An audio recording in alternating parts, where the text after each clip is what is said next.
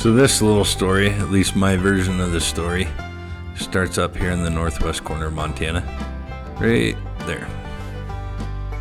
Dad spent several months scouting, talking to different people.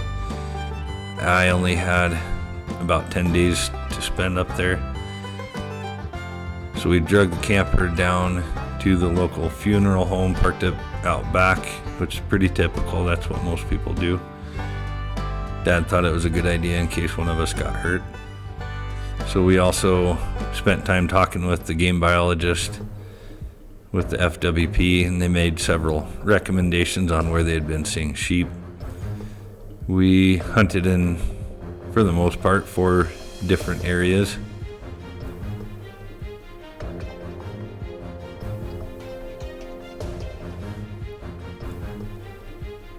They'd been seeing the sheep down by the Kootenai River, and you could kind of tell by the map.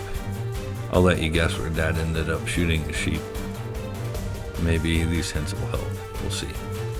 They said they hadn't seen them much northwest of Kootenai Falls or much southeast of Lower Quartz Creek Road. So that's where we spent most of our time. They had been rutting down by the river, and they usually didn't head down to the river until mid-morning. So our goal was to catch them up in the timber up above the river earlier in the morning. So we started our days out with a good hearty, healthy breakfast. My favorite place for that. We drove in on the river road, and we'd leave a truck at the bottom. I'd hop in with Dad, and we'd make our way up to the top of Lower Quartz Creek Road, which there's a place called A Branch. I brought my keys with me, of course. I was thinking ahead. That was roughly in this area. So we'd get up to the top and park the truck and hike it from there.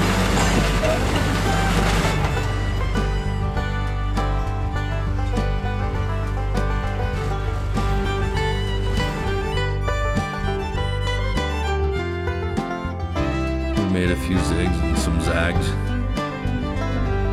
I don't know what's going on here. Come on, focus, pay attention, let's go, we're hunting. And made our way back down to the bottom. And we could do that again another day. So there were several places we saw sheep up there. There was a logged area up here.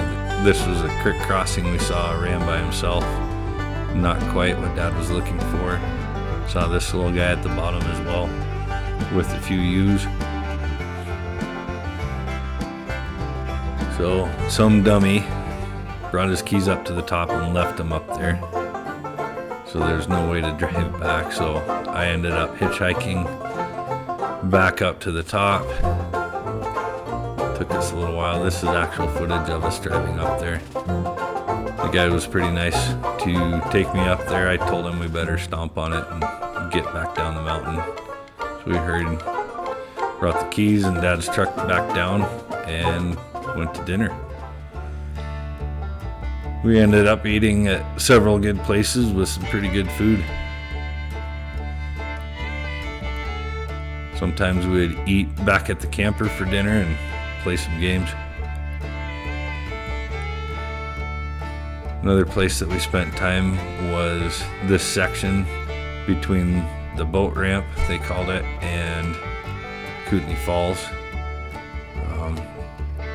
Here we got out and we would walk that road. They called it the Power Line Road. And Dad stopped me and said he saw a ram. It ended up being the sign. He got me. There were several rocky faces that sure seemed like a good place to see bighorn sheep, but we just didn't end up seeing them any of the time that we spent up there. We even would drive the highway and glass across the highway. There were some pretty good overlook areas, but just didn't see them in that area. So this was day before Thanksgiving. Did some of this hunting. We ended up heading back north to Eureka for Thanksgiving to spend time with the family. We didn't really actually eat turkey, but we got to see the family and made our plans, headed back down to our hunting area with full bellies, dragging the bumper a little bit.